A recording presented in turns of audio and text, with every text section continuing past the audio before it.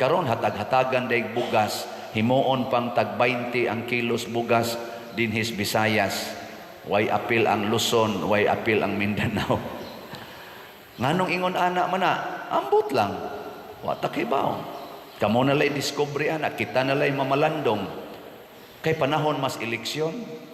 Katusang padayon, padung na sad ang presidential election atong 2022, ning gawas po ng tag 20 ang kilos bugas. Nya human nawa. Karon ni gawas na sad kay padung na sad midterm election. Sunod ang gawas 2028 na sad tingali.